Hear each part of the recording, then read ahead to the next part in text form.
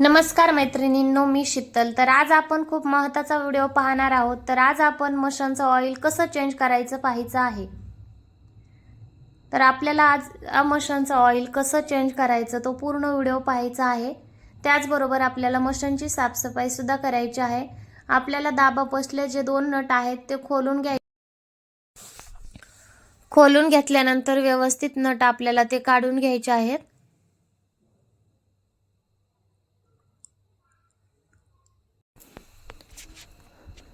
व्यवस्थित नट काढून घेतल्यानंतर आता आपल्याला काय करायचं आहे, जी ती प्लेट आहे ती प्लेट काढून घ्यायची आहे। त्या प्लेटीत तुम्ही पाहू शकता किती कचरा बसलेला आहे आणि त्याचबरोबर जे आपल्याला ब्लाउज शिवताना छोटे छोटे दोऱ्याचे कण पडलेले असतात ते कण सुद्धा मशीन मध्ये अडकतात। तर बऱ्याच वेळेस त्यांनी काय होतं, धागा तुटतो नाहीतर मशीन जड चालते। त्याच्यामुळे आपल्याला ती व्यवस्थित मशीन हाताने साफ करून घ्यायची आहे। त्याला स्वच्छ कपडा वापरून मशीन साफ करायची, बॉबिन साफ करायची आणि साईडला काढून ठेवायची आहे। तर आपल्याला हे ऑइल मशीन मध्ये टाकायचं आहे।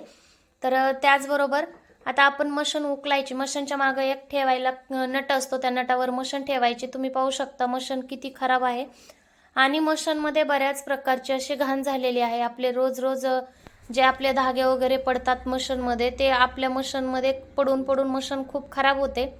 तर तीच मशीन आपल्याला स्वच्छ करायची आहे आणि त्याच बरोबर आपल्याला हाताने सगळं व्यवस्थित कचरा काढून घ्यायचा आहे। तुम्हाला हाताने नाही जमला तर तुम्ही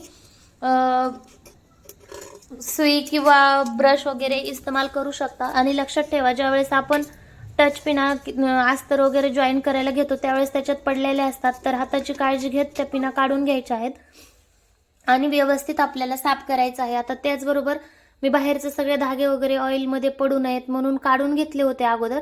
आता आपल्याला जे मोठा नट दिसत आहे ऑइल टाकीत, तर ते नट आपल्याला खोलून घ्यायचं आहे। एकदम व्यवस्थित नट खोलून घ्यायचा आणि शक्यतो बऱ्याच वेळेस निघत नाही, नट खोलायला जड जातो, तर व्यवस्थित काढायचा आहे।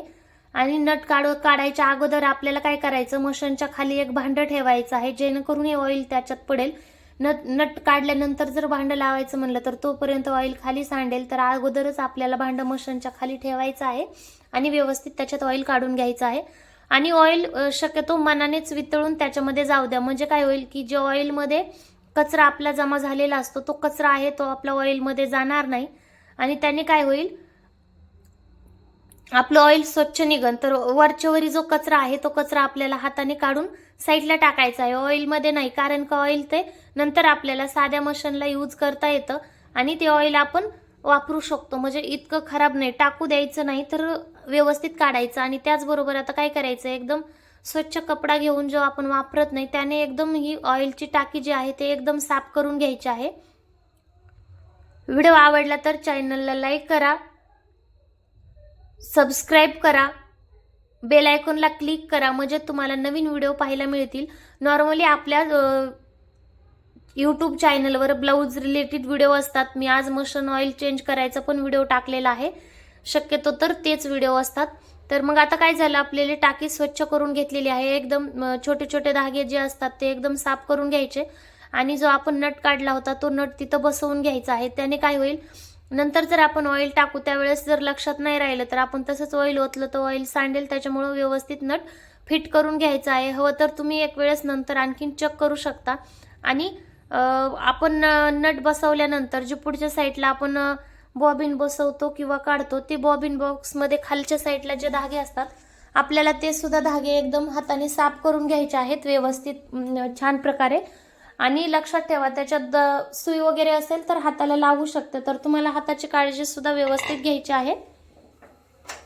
आणि दोन्ही साईडच्या टाक्या आपण एकदम साफ करून घेतलेल्या आहेत, तुम्ही पाहू शकता।